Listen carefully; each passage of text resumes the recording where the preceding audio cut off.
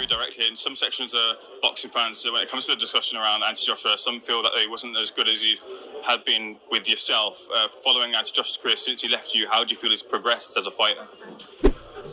You know what? It's just difficult for me to have an opinion because I've not been there. But in my opinion, professional boxing is about the relationships you build and you have with people. And while they're working, it's fine. But that's what you got to do. It's more about a relationship, trust, and you can get the best out of them. But professional boxing is hard when you do it for a long time, and if you get the rewards as well, it's even harder. So yeah, I don't know. I'm not Anthony Joshua. I don't know what he does and how he lives his life, but I'm pretty sure he'll be training all the time because that's what he does. He's in the gym most days. He'll know what to do. He's sensible enough, and he'll make the right decisions. If he's to continue, it's fine, and if he's not to continue, then that's fine as well. But I would have thought he'll carry on boxing because everyone gets knocked out in heavyweight boxing. I know it's not always great and it looks bad, but how many fighters have we seen get knocked out in heavyweight title fights and then just come back and surprise people? So you always deserve the chance to come back and show what you can do. It's different when you're really old and you're past your best and that, and you could argue maybe he's past his best, but at the same time, I think Daniel Dubois is a phenomenal puncher. He was a phenomenal puncher when he was 17 years old. So, if Daniel Dubois catches anybody clean, he'll knock them out. So there's absolutely no shame in getting knocked out by Daniel Dubois. He's a top fighter. He's got a great jab, but also he's powerful like you can't believe.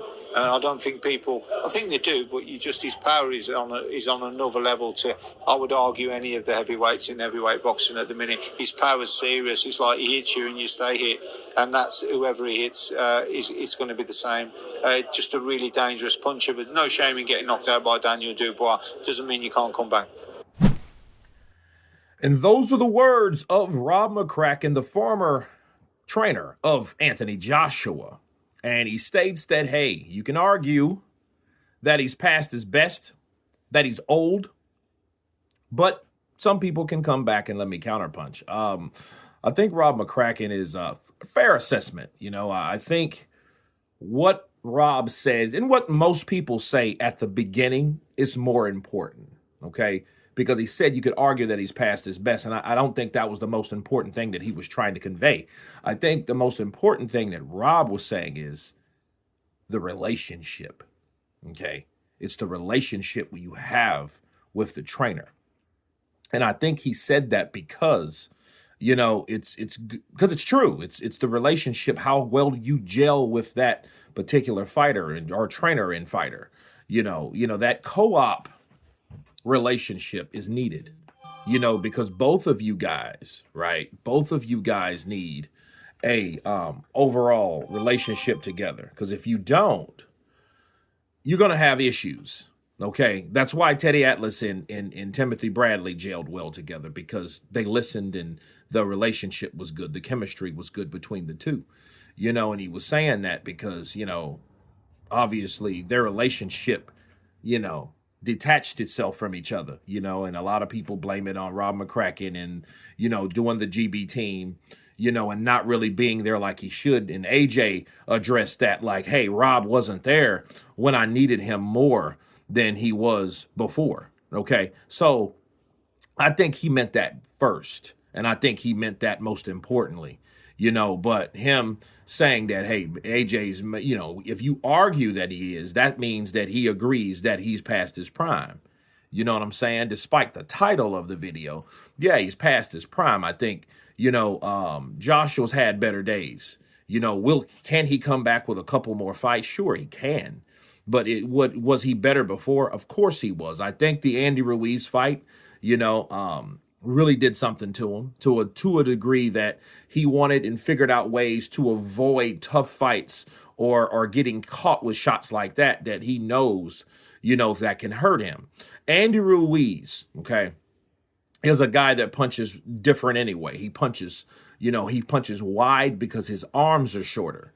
So therefore his punches are wider. Okay. And they land weird areas on on your head, you know what I mean? The temple area, this area right here, and around the mandible and all those areas, like around your jaw, behind your ear, or right above your ear. You know what I'm saying? The side of your head. It's just these weird, awkward punches because there's a pressure point right here. And if you get hit with that shot, you're falling. That's what happened to AJ.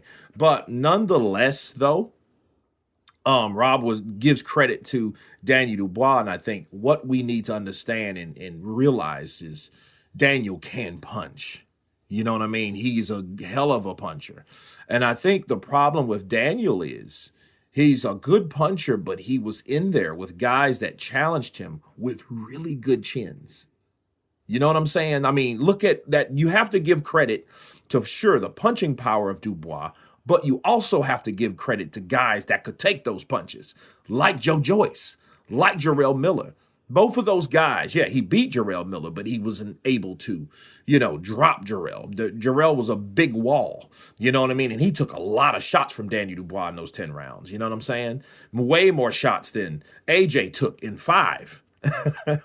Right? Needless to say, it was 5 more rounds, but Joe Joyce took those same punches and kept coming and broke this boy's eye socket. You know what I'm saying? And landed his own shots, forcing Daniel Dubois to quit, to take a knee because he got punched too many times by Joe Joyce, but Joe Joyce was able to take those damn shots.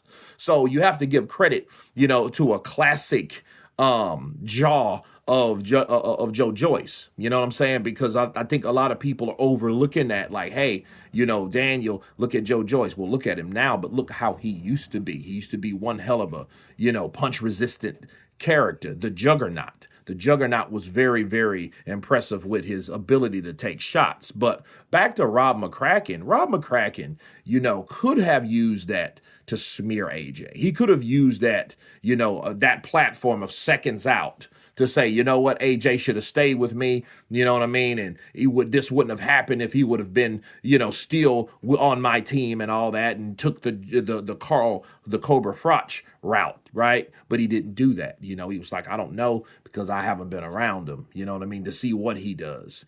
But it's really about the relationship, basically. But maybe he's past his prime, which, there's no shame in saying that. We all can agree that AJ's past his prime. You know what I mean? In fact, let's do a poll to ask, is AJ past his prime, which is a very good conversation. We could go live on that. But you guys tell me what you think of Rob Mccracken breaking silence, that AJ is past his prime, and it's best that he needs a relationship with a trainer, that may be due to all the trainers that he did have, you know what I'm saying, moving forward. But you guys tell me what you think of Rob Mccracken's comments on Anthony Joshua being past his prime. Of course, please subscribe, and you guys been Counterpunch.